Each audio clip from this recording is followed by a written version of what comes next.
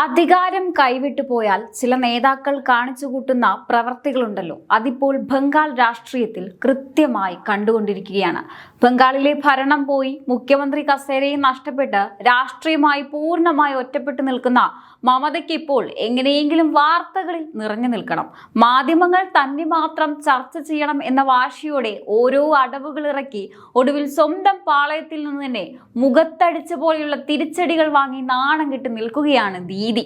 ബംഗാൾ പിടിച്ചടക്കിയ BJPയെയും നരേന്ദ്രമോദിയെയും അമിത്ഷായെയും തോൽപ്പിക്കാൻ പുതിയ ആയുധങ്ങളുമായി ഇറങ്ങുന്ന മമതയുടെ എല്ലാ കണക്കുകൂട്ടലുകളും ഒന്നിനു പുറകെ ഒന്നൊന്നായി പാളുകയാണ്. ഭരണം നഷ്ടപ്പെട്ടതിന്റെ വിറളിയിൽ എല്ലാം നിലനിർത്താൻ വേണ്ടി മാത്രം ആലോചിച്ചുണ്ടാക്കുന്ന പദ്ധതികളെല്ലാം ഒടുവിൽ മമതയ്ക്ക് തന്നെ തിരിഞ്ഞുകൊട്ടുകയാണ്.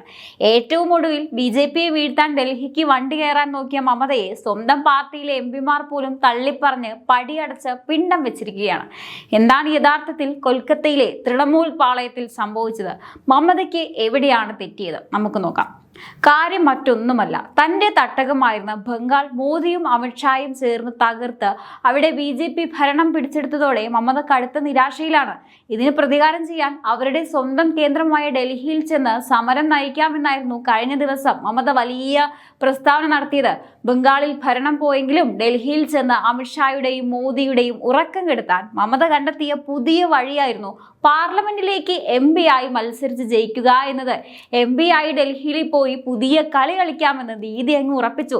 പക്ഷേ അതിനൊരു ചെറിയ സാങ്കേതിക തടസ്സമുണ്ടായിരുന്നു. നിലവിൽ മമത MP അല്ല. അപ്പോൾ പിന്നെ തൃണമൂലിന്റെ ഏതെങ്കിലും ഒരു സിറ്റിംഗ് MPയെ ഭീഷണിപ്പെടുത്തിയോ മറ്റു രാജിവെപ്പിക്കുക, ആ സീറ്റിൽ ഉപതെരഞ്ഞെടുപ്പ് നടത്തി മമതയ്ക്ക് മത്സരിച്ച് ജയിക്കുക, ഇതായിരുന്നു ദീദിയുടെ മനസ്സിലിരുന്ന ആ ഒരു പ്ലാൻ. ഈ ഒരു ചതിക്കുഴിക്കായി മമത തിരഞ്ഞെടുത്തത് മറ്റാരെയുമല്ല, മുൻ ഇന്ത്യൻ ക്രിക്കറ്റ് താരം കൂടിയായ തൃണമൂൽ MP യൂസഫ് പത്തേനിയായിരുന്നു.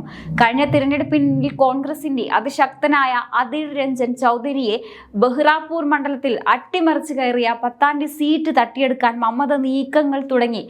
പത്താൻ ഒരു പാവമല്ലേ, പറഞ്ഞാൽ ഉടനെ കസേരയൊഴിഞ്ഞ് സലാം വെച്ച് പോയിക്കോളുമെന്നായിരുന്നു മമതയുടെ വിചാരം. ഇതിനായി ഇടനിലക്കാരനായി മമത രംഗത്തിറക്കിയത് ബംഗാളിലെ സ്വന്തം ദാദാ സൗരവ് ഗംഗൂലിയാണെന്ന് പുറത്തു വരുന്ന വിവരം. ഗാംഗുലി വഴി പത്താനോട് സീറ്റ് ഒഴിയാൻ ആവശ്യപ്പെട്ടു. എന്നാൽ ഇവിടെയാണ് മമതയ്ക്ക് ചരിത്രത്തിലെ ഏറ്റവും വലിയ 8ന്റെ പണി കിട്ടുന്നത്. ക്രിക്കറ്റ് മൈതാനത്ത് സിക്സറുകൾ അടിച്ച് പറത്തുന്ന യൂസഫ് പത്താൻ രാഷ്ട്രീയത്തിലും മമതയെ അടിച്ച് ബൗണ്ടറിക്ക് പുറത്താക്കി. താൻ MP സ്ഥാനം രാജിവെക്കില്ലെന്നും ജനങ്ങൾ തനിക്ക് തന്ന ഉത്തരവാദിത്തം കാലാവധി തീരുന്നതുവരെ കാത്തു സൂക്ഷിക്കുമെന്നും പത്താൻ പരസ്യമായി പ്രഖ്യാപിച്ചു. മമതയ്ക്ക് വേണ്ടി സീറ്റ് ഒഴിയാൻ തനിക്കൊട്ടും സൗകര്യമില്ലെന്ന് തറപ്പിച്ച് പറഞ്ഞതോടെ മമതയുടെ മുഖം പൂർണ്ണമായി നഷ്ടപ്പെട്ടു. പുറമേക്ക് ഇത് കെട്ടിച്ചമച്ച വാർത്തയാണെന്ന് പത്താൻ പറയുന്നുണ്ടെങ്കിലും തൃണമൂൽ കോൺഗ്രസിനുള്ളിൽ മമതയുടെ ഈ ആവശ്യത്തെ അദ്ദേഹം പുച്ഛിച്ചു തള്ളി എന്നാണ് കേൾക്കുന്നത്. നാണക്കേട് അവിടെയും തീർന്നില്ല. BJPയോട് എപ്പോഴും ഒരു മൃദു സമീപനം കാണിക്കുന്ന സൗരവ് ഗാംഗുലി മമതയ്ക്ക് വേണ്ടി ചാരപ്പണിക്ക് ഇറങ്ങിയോ എന്ന ചോദ്യം ഉയർത്തി BJP കേന്ദ്രങ്ങൾ രംഗത്തെത്തി. ഗാംഗുലി BJPയെ ചതിച്ചോ എന്ന രീതിയിൽ വലിയ ചർച്ചകൾ ഉയർന്നതോടെ ദാദയും കളി മാറ്റി. യഥാർത്ഥത്തിൽ അധികാരം നഷ്ടപ്പെട്ടതിന്റെ വിറളിയും ഭയവും പിടിച്ചാണ് മമത ഇപ്പോൾ ഓരോന്ന് കാണിച്ചു കൂട്ടുന്നത്. താൻ എന്ത് കാണിച്ചാലും ജനങ്ങളും പാർട്ടി നേതാക്കളും കൈയടിക്കുമെന്ന ദീദിയുടെ അഹങ്കാരത്തിനാണ് സ്വന്തം പാർട്ടിയിലെ നേതാക്കൾ തന്നെ ഇപ്പോൾ തിരിച്ചടി നൽകിയിരിക്കുന്നത്. BJPയെ തോൽപ്പിക്കാൻ പുതിയ ആയുധവുമായി ഇറങ്ങിയ മമതയ്ക്ക് സ്വന്തം അണികളെ പോലും നിയന്ത്രിക്കാൻ കഴിയുന്നില്ല എന്ന നാണം കെട്ട സത്യമാണ് ഇതിലൂടെ പുറത്തു വരുന്നത്. എന്നും മാധ്യമങ്ങളിൽ നിറഞ്ഞു നിൽക്കാൻ വേണ്ടി ഓരോരോ കോമാളിത്തരങ്ങൾ ആസൂത്രണം ചെയ്യുകയും ഒടുവിൽ അത് സ്വന്തം തലയിൽ തന്നെ വന്ന് വീഴുകയും ചെയ്യുന്ന അവസ്ഥയിലാണ് ഇന്ന് മമത. സ്വന്തം തട്ടകത്തിൽ ഭരണം നഷ്ടപ്പെട്ട് പാടുപെടുമ്പോഴാണ് ഡൽഹി പിടിക്കാൻ മമത വണ്ടി ഒപ്പിച്ചത്. എന്നാൽ യൂസഫ് പത്താനും സൗരവ് ഗാംഗുലിയും ചേർന്ന് ആ വണ്ടിയുടെ കാറ്റ് പൂർണ്ണമായും അഴിച്ചുവിട്ടു എന്ന് പറയുന്നതാകും ശരി. സ്വന്തം പാർട്ടിയിലെ ഒരു MP പോലും മുൻ മുഖ്യമന്ത്രിക്ക് വേണ്ടി ഒരു സീറ്റ് വിട്ടുകൊടുക്കാൻ തയ്യാറാകുന്നില്ലെങ്കിൽ മമതയുടെ രാഷ്ട്രീയ സ്വാധീനം എത്രത്തോളം തകർച്ചയിലാണെന്ന് നമുക്ക് ഊഹിക്കാവുന്നതേയുള്ളൂ. അല്ലെങ്കിലും ദീദിയുടെ ഒരു കാര്യം സമ്മതിച്ചു കൊടുക്കണം. പ്ലാൻ A പാളിയാൽ പ്ലാൻ B, അത് പാളിയാൽ പ്ലാൻ C, അങ്ങനെ പ്ലാനുകളുടെ ഒരു ഘോഷയാത്ര തന്നെ മമതയുടെ കയ്യിലുണ്ടാവും. പക്ഷേ കഷ്ടകാലം എന്ന് പറയട്ടെ, ഇപ്പോൾ ഇറക്കുന്ന എല്ലാ പ്ലാനുകളും നേരെ ചെന്ന് വീഴുന്നത് സ്വന്തം നെറ്റിയിൽ തന്നെയാണ്. ഡൽഹിക്ക് വണ്ടി കയറാൻ നോക്കിയ മമതയ്ക്ക് സ്റ്റേഷനിൽ എത്തുന്നതിന് മുമ്പേ ടിക്കറ്റ് നഷ്ടപ്പെട്ടു.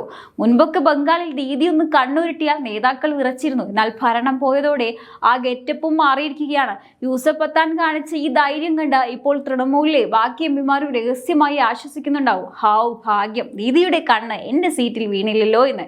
ഇവിടെയാണ് രാഷ്ട്രീയ നിരീക്ഷകർ മമതയുടെ പുതിയ നീക്കത്തെ വിരളി പിടിച്ചുള്ള ഓട്ടം എന്ന് വിളിക്കുന്നത്. ഒന്ന് ആലോചിച്ചു നോക്കൂ, ബംഗാളിലെ ഭരണം കയ്യിൽ നിന്ന് പോയതിന്റെ കടുത്ത നിരാശയിലാണ് മമത.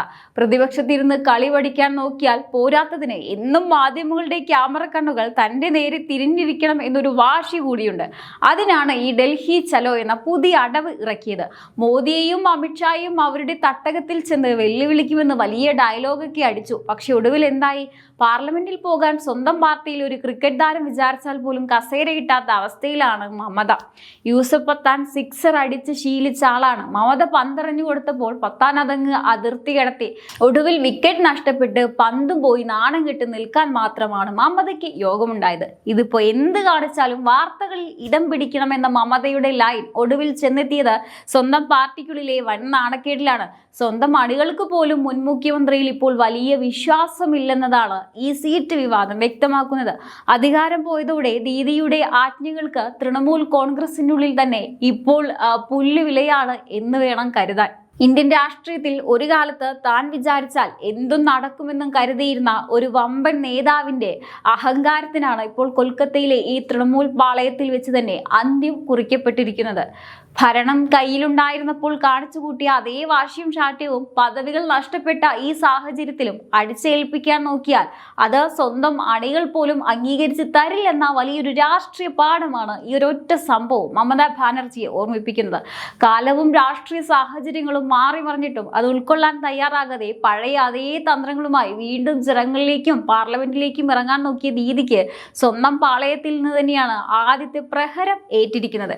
ദേശീയ തലത്തിൽ മോദി സർക്കാരിനെതിരെ വലിയൊരു പ്രതിരോധം തീർക്കാനിറങ്ങിയ നേതാവിന് സ്വന്തം പാർട്ടിയിലെ ഒരു ജനപ്രതിനിധിയെ പോലും തന്റെ താല്പര്യങ്ങൾക്കനുസരിച്ച് നിയന്ത്രിക്കാൻ സാധിക്കുന്നില്ല എന്നത് തൃണമൂൽ കോൺഗ്രസിനുള്ളിൽ വലിയൊരു അധികാര തകർച്ചയുടെ ആഴമാണ് ഈ കാണിച്ചു തരുന്നത്.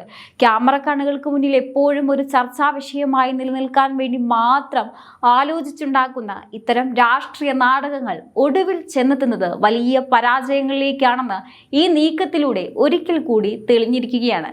ഇനി ഈ ഒരു നാണക്കേടിൽ നിന്നും കരകയറാൻ മമത ഏതു തരത്തിലുള്ള അടുത്ത അടവുകളുമായാണ് വരിക എന്ന് നമുക്ക് കാത്തിരുന്ന് തന്നെ കാണേണ്ടി വരും.